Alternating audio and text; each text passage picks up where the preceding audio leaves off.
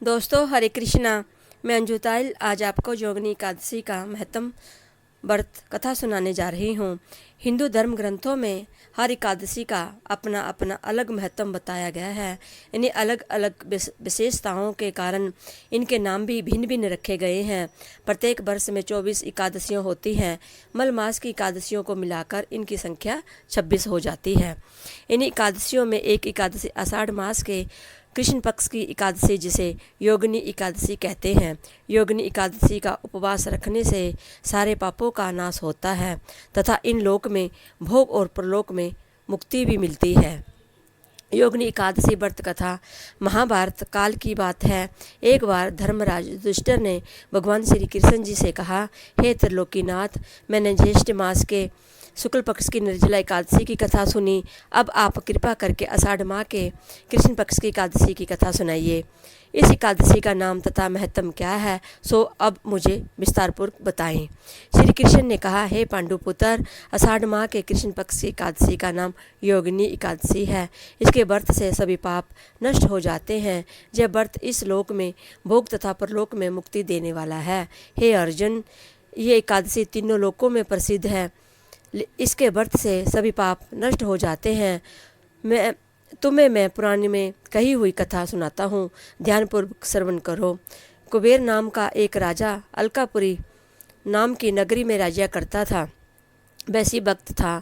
उनका हेममाली नाम एक यक्ष सेवक था जो पूजा के लिए फूल लाया करता था। हेममाली की विशालाक्षी नाम की अति सुंदर स्त्री थी। एक दिन वह मानसरोवर में से पुष्प लेकर आया, किंतु कामासक्त होने के कारण पुष्पों को रखकर अपनी स्त्री के साथ रमन करने लगा। इस भोग विलास में दोपहर हो गई। हेममालिनी की राह देखते देखते जब राजा कुबेर को दोपहर हो गई तो उनके क्रोधपूर्वक अपने सेवकों को आज्ञा दी कि तुम लोग जाकर पता लगाओ कि हेममालिनी अभी तक पुष्प लेकर क्यों नहीं आया। जब सेवकों ने उसका पता लगा लिया तो राजा के पास जाकर बताया, हे राजन, वह हेममालिनी अपनी स्त्री के साथ रमन कर रहा है। इस बात को सुनकर राजा कुबेर ने हेममालिनी को बुलाने की आज्ञा दी। डर से कांपता हुआ हेममालिनी राजा के सामने उपस्थित हुआ। उसे देखकर कुबेर को अत्यंत क्रोध आया और उसके होठ फड़फड़ाने लगे। राजा ने कहा, अरे अधर्म, तूने मेरे परम पूजनीय देवों के भी देव भगवान शिव जी का अपमान किया है। मैं तुझे श्राप देता हूँ कि तू स्त्री के वियोग में तड़पे और मृत्युलोक में जाकर कोटि का जीवन व्यतीत करे। कुबेर के श्राप से वह तक्षण स्वर्ग से पृथ्वी पर आ गिरा और कोढ़ी हो गया। उसकी स्त्री भी उससे बिछुड़ गई। मृत्युलोक में आकर उसने अनेक भयंकर कष्ट भोगे, किंतु शिव की कृपा से उसकी बुद्धि मलिन न हुई और उसे पूर्व जन्म की भी सुध रही। अनेक कष्टों को भोगता हुआ तथा अपने पूर्व जन्म के कुकर्मों को याद करता हुआ वह हिमालय पर्वत की तरफ चल पड़ा। चलते चलते वह मार्कंडेय ऋषि के आश्रम में जा पहुंचा। वह ऋषि अत्यंत वृद्ध तपस्वी थे। वह दूसरे ब्रह्मा के समान प्रतीक हो रहे थे और उनका वही आश्रम ब्रह्मा की सभा के समान शोभा दे रहा था। ऋषि को देखकर हेममालिनी वहां गया और उन्हें प्रणाम करके उनके चरणों में गिर पड़ा। हेममालिनी को देखकर मार्कंडेय ऋषि ने कहा, तूने कौन से निकृष्ट कर्म किए हैं जिससे तू कोढ़ी हुआ है और भयंकर कष्ट भोग रहा है। महर्षि की बात सुनकर हेममालिनी बोला, हे मुनि श्रेष्ठ, मैं राजा कुबेर का अनुचर था। मेरा नाम हेममालिनी है। मैं प्रतिदिन मानसरोवर से फूल लाकर शिव पूजा के समय कुबेर को दिया करता था।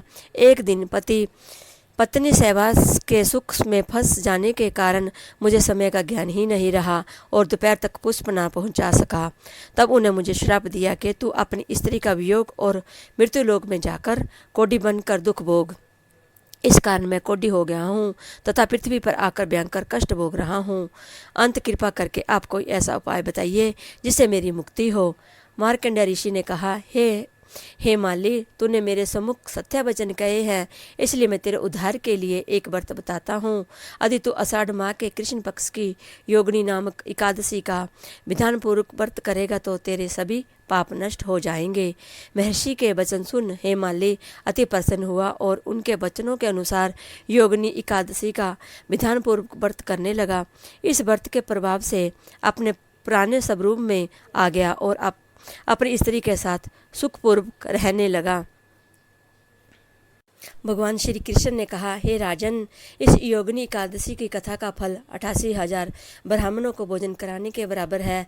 इसके व्रत से सभी पाप नष्ट हो जाते हैं और अंत में मोक्ष प्राप्त करके प्राणी स्वर्ग का अधिकारी बनता है। बोलो भगवान विष्णु की जय।